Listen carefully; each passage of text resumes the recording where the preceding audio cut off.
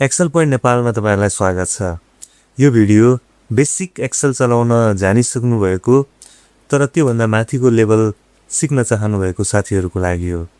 यो भिडियोमा मैले इफ, SUMIF र लेट फंक्सनको कम्बिनेसन कसरी युज गर्ने र अलिकति कम्प्लेक्स टाइपको प्रब्लमलाई कसरी सोल्भ गर्ने भनेर स्टेप बाइ स्टेप सिकाउँछु है त। भिडियोलाई अन्त्यसम्म हेर्नु होला, पक्कै पनि तपाईहरुलाई काम लाग्छ। यहाँनेर केही सेल्स पर्सनहरु छन् र उनीहरुले गरेको सेल्स यो रिपिट छ, हुन सक्छ अलग अलग दिनको सेल्स हो। यसलाई समराइज गर्नुपर्ने छ। यहाँनेर समराइज गर्नको लागि त हामी SUMIF युज गर्न सक्छौं, तर यदि हामी विदाउट यहाँनेर समराइज नगरिकन डाइरेक्ट उनीहरुले पाउनु पर्ने बोनस अमाउन्ट अथवा अरु कुनै अमाउन्ट निकाल्नु पर्यो भने के गर्ने त? पहिला त म SUMIF युज गरेर त्यसको टोटल निकाल्छु, त्यसपछि फेरि बाँकी हामी कुराहरु गर्छौं।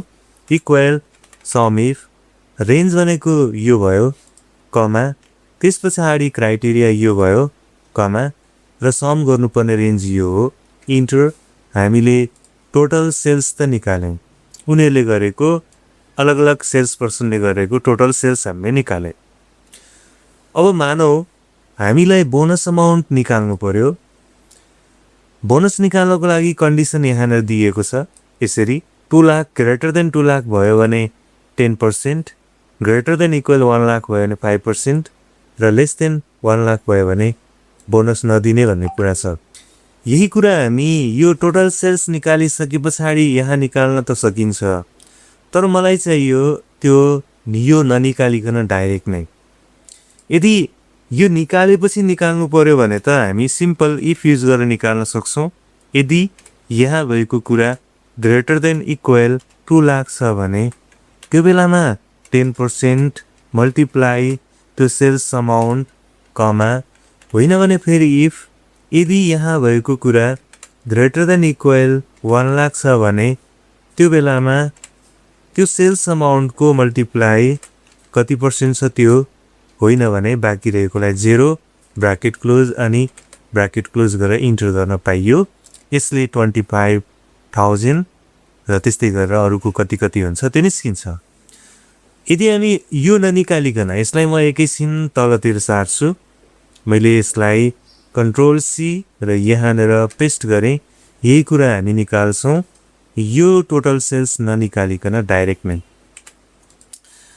इक्वल इफ भनेर राखेँ मैले, यदि यसले निकालेको टोटल सेल्स, अब त्यो त SUMIF युज गर्नु परिहाल्यो।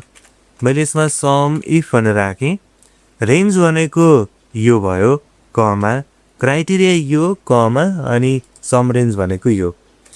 यदि यसरी आएको टोटल सेल्स ग्रेटर देन हुन्छ कुन भन्दा, 2 लाख भन्दा, 2 लाख भन्दा ठुलो भयो, ग्रेटर देन अझ इक्वल पनि छ, मैले इक्वल पनि राखेँ, कमा, त्यो हो भने के गर्ने त? त्यो हो भने 10% मल्टिप्लाई कति त? यसले जति सेल्स गर्छ त्यति नै। यसले कति सेल्स गर्छ त्यो कसरी थाहा हुन्छ? यहाँबाट थाहा हुन्छ। मैले यसैलाई नै कपी गरेर यतापट्टि कन्ट्रोल भी गरेँ। ओके, अब यो भयो 2 लाख भन्दा माथि भयो भने अथवा 2 लाखसँग बराबर भयो भने, कमा, होइन भने के गर्ने त? फेरि इफ यदि मैले त्यो SUMIF लाई फेरि पेस्ट गरेँ, यदि त्यो रिजल्ट SUMIF ले निकाल्ने रिजल्ट ग्रेटर देन इक्वल हुन्छ 1 लाख भन्दा, त्यसो भने के गर्ने? त्यसो भने 5% मल्टिप्लाई अनि त्यही SUMIF ले निकालेको भ्यालु, त्यो मैले कपी गरिरहेको छु, मैले पेस्ट गरेँ।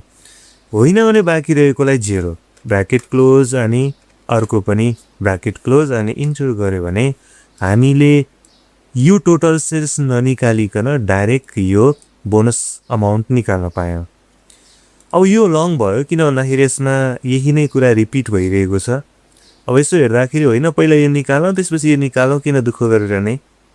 हामी लर्निङमा छौं, हामी प्र्याक्टिस गरिरहेको छौं र कुनै कुनै यस्तो सिचुएसनहरु आउँछ काम गर्दै जाँदा, त्यो बेलामा हामी यसरी निकाल्न पाउँदैनौं, सक्दैनौं। त्यसको लागि हामी यो कन्सेप्ट, यो आइडिया हुनुपर्छ। अब यो लङ भयो, यसलाई के हदसम्म हामी सर्ट गर्न सकिन्छ। एक्सेलमा आएको नयाँ फंक्सन लेट भन्ने फंक्सन, त्यसमा हामी भेरिएबल डिक्लेयर गर्न सक्छौं र भेरिएबलको हेल्पबाट जहाँ जहाँ पनि रिपिट भएका जुन फङ्सनहरू छन् आर्गुमेन्टहरू छन् त्यसलाई हामी समराइज गर्न सक्छौँ कुनै एउटा भेरिएबलमा। त्यसको लागि मैले अगाडिपट्टि गएर लेट भनेर राखेँ, लेट।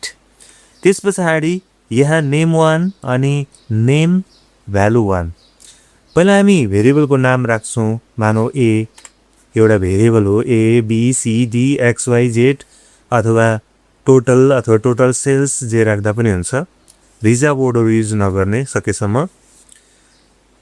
र यसको ए भनेको के भन्दाखेरि मैले अघि कपी गरेको जुन समिफ छ नि को त्यही नै हो, कमा। अरू पनि हामी भेरिएबल डिफाइन गर्न सक्छौँ र अरू पनि हामीले त्यसको फर्मुला असाइन गर्न सकिन्छ।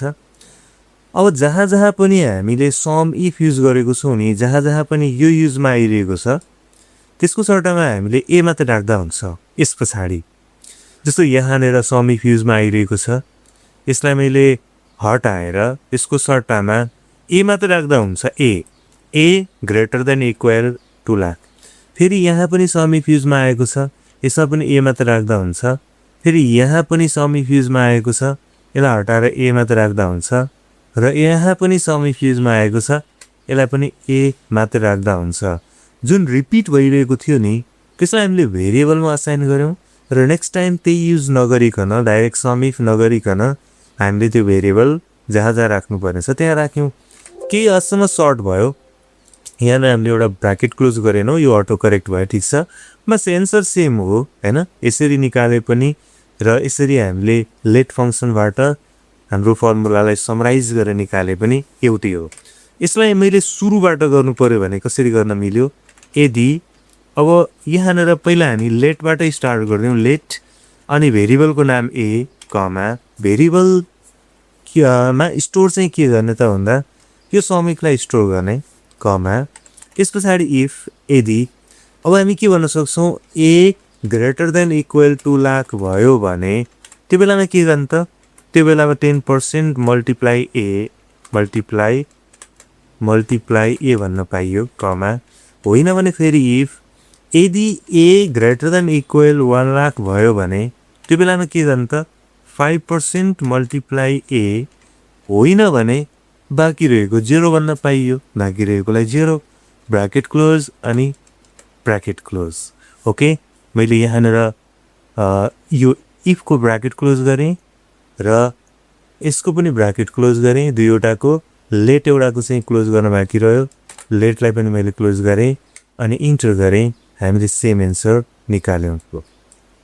ओके, तपाईँहरूलाई यो भिडियो कस्तो लाग्यो? राम्रो लाग्यो भने लाइक गरिदिनु होला। नयाँ हुनुहुन्छ एक्सेल पोइन्ट नेपालमा भने फलो अथवा सब्सक्राइब गरेर राख्नु होला। र यस्तै अरू फङ्सनहरू सिक्नु मन छ भने कमेन्टमा लेख्नु होला तपाईँहरूलाई के सिक्न मन छ। र अरू केही क्वेसन क्वेरीहरू छन् भने कमेन्ट गर्नु होला है त।